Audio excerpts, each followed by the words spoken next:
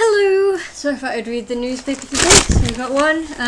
There's been a lot of transgender news in the papers at the moment, so I thought I'd start with that. So this one starts with this title, Sex Change Zealots, and basically it's about how on forms at the moment, like if you're filling in a form for a broadband or something, apparently it asks you the question, which of the following describes how you think of yourself, male, female, or in another way? So there's questions like that apparently on forms now. Like there's other ones as well in their list, like applying to Wolseley College. You are asked at birth, are you described as male, female, intersex, or prefer not to say? Basically, that started to come up on forms. I didn't know that, but apparently it's happening. Yeah. And apparently, a couple of days ago in the news there was a boy who wanted to be a girl, but his school wouldn't let him wear a skirt and wouldn't accept that. I think they should just let him wear the skirt, to be honest, but they were against it because they considered him male, and the male uniform and the female uniform, different things. It's not very equal. But anyway, there's a part of this story I wanted to read. It's under the title Prejudice. I don't know. I've not read the whole thing, but this part sort of, yeah. Is it? Okay, reading. What has happened with the transgender lobby is similar to what has happened with estimates of the lesbian, gay and bisexual population in recent years. Since the 70s, the gay rights lobby has promoted the idea that 1 in 10 of the population is gay, a figure derived from an over-enthusiastic reading of the long discredited works of US social scientist Alfred Kinsey. Yet in 2010, the Office of National Statistics surveyed the UK population. It found only 1.5% of the population chose to identify themselves as being lesbian, gay or bisexual. Exaggeration has worked for the transgender lobby. It succeeded in gaining transsexuals recognition as a protected group under the Equality Act. Basically, what I think they're trying to say, what I've got from this paragraph, is that they think that 1.5% of the people isn't enough people to gain recognition, and that it's just an over-exaggerated thing that shouldn't really count. That's what I think they're trying to say. I don't know if transsexuals and so forth would like themselves to be on forms, after male and female, if they'd like a prefer not to say option there or not, or what's going on.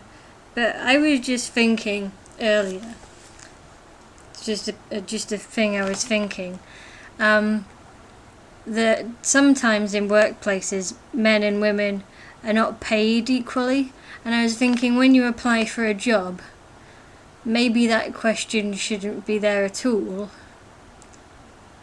or maybe you should have the option, even if you're not transgender, of not saying, so that when they give you a job they don't have the option of changing things based on your sex. I was just thinking that maybe if this question was on forms, it wouldn't just be good for people who are transgender, it might be good for everyone, but I don't know.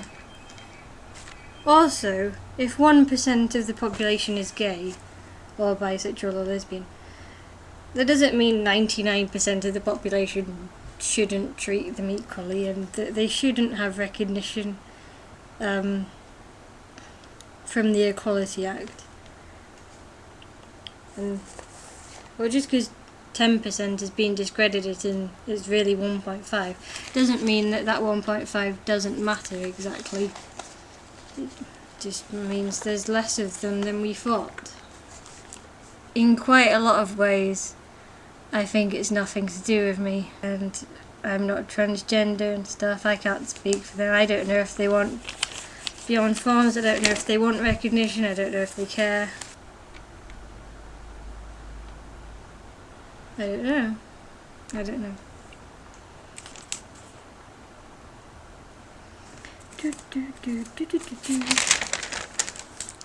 This page is a newspaper, and I admit this page, although it might not look it, has got 2 articles on it about eating.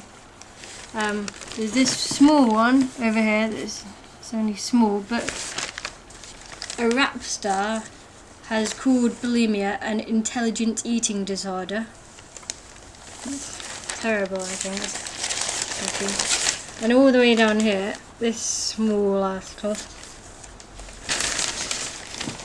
says that if you want to live longer, you should cancel your gym session and just eat less. It's basically saying that you should eat 600 calories a day, and that'll be good.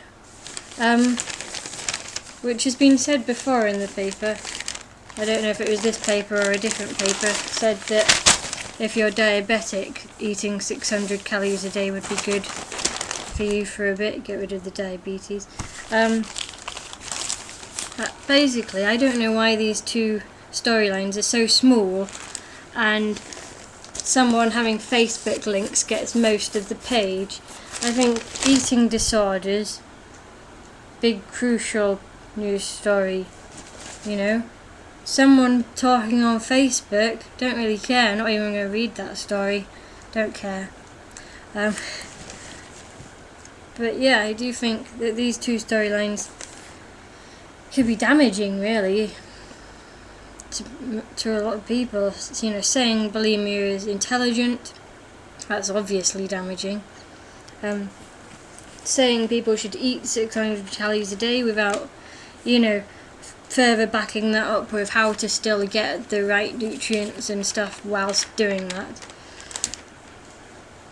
It seems like madness. This seems like quite a lot of encouraging people to lose weight, and not a lot of encouraging people to like who they are and be happy, or teaching people about balanced diets. It's all about calories and how much you weigh, rather than the things that actually matter, like fitness and balanced diets. And yeah, that's how I feel, I guess. Aha! Here's a news story.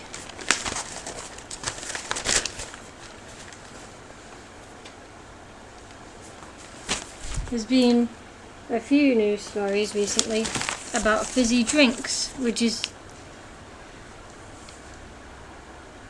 something personal to me, I think, because I used to work, well, I don't want to say where I used to work, but I could say that I used to drink lots and lots of Coke myself. I drank Coke every day when I was younger. I don't do that anymore. I haven't for a couple of years. I just slowly declined my drinking fizzy drinks, and now I don't really drink fizzy drinks at all unless I'm eating out. That's something I did. But now there's been this week there's been like 3 news stories about fizzy drinks. There is one saying that Coke could give you cancer, and this one says right in the middle that fizzy drinks are evil, literally the word evil. So that sort of makes me glad that I don't drink that much Coke anymore.